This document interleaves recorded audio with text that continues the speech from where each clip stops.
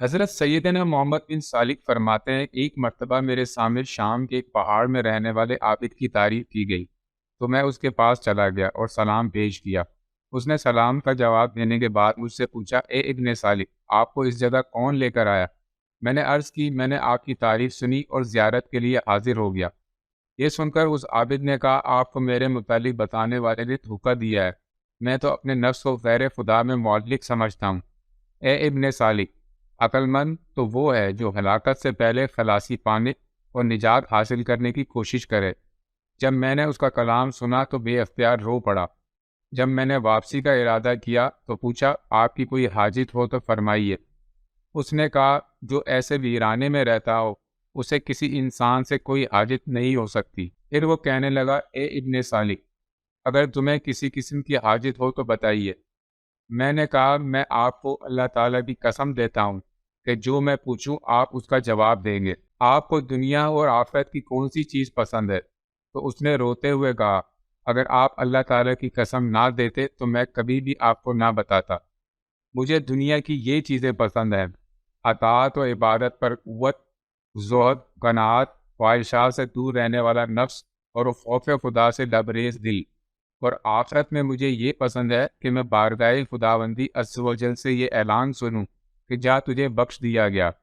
پھر اس نے ایک سرد دل پر درد سے کھینچی اور زمین پر تشریف لے آیا اور سفر آخرت پر روانہ ہو گیا۔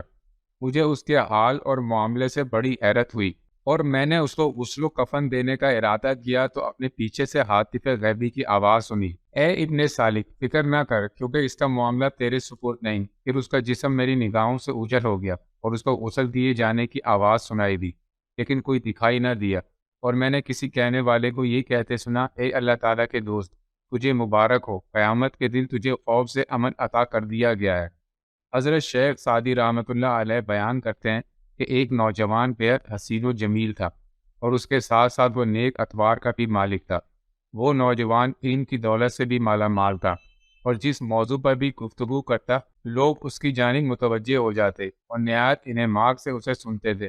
اس کے فیصلوں کی قدر کی جاتی تھی اور وہ ایسا روشن چراغ تھا جس کے سامنے کسی دوسرے چراغ کی روشنی مان تھی۔ ان تمام خوبیوں کے باوجود اس میں ایک عیب یہ تھا کہ وہ الفاظ کو ان کے صحیح تلفظ کے ساتھ ادا کرنے کی قدرت نہ رکھتا تھا۔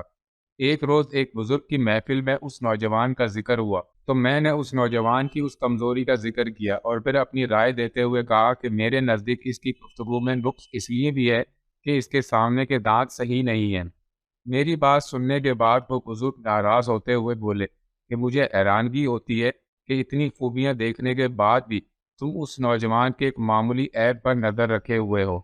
کیا یہ افسوس کا مقام نہیں کہ طاؤس کو دیکھنے والے کی نظر اس کے بدذیب پیروں پر ہی مرکوز رہے؟ بہتر تو یہ ہے کہ انسان ہنر اور خوبیاں دوسروں کی ذات میں تلاش کرے اور عیب اپنی ذات کے دیکھے۔ یاد رکھو کہ دنیا میں اچھائیاں بھی ہیں اور برائیاں بھی، جس طرح گلزار میں پھول بھی ہوتے ہیں اور خار بھی۔ جس کا دل میلا ہوا اسے ہر چیز میلی نظر آتی ہے، جس کا دل روشن ہوا اسے ہر شے روشن نظر آتی ہے۔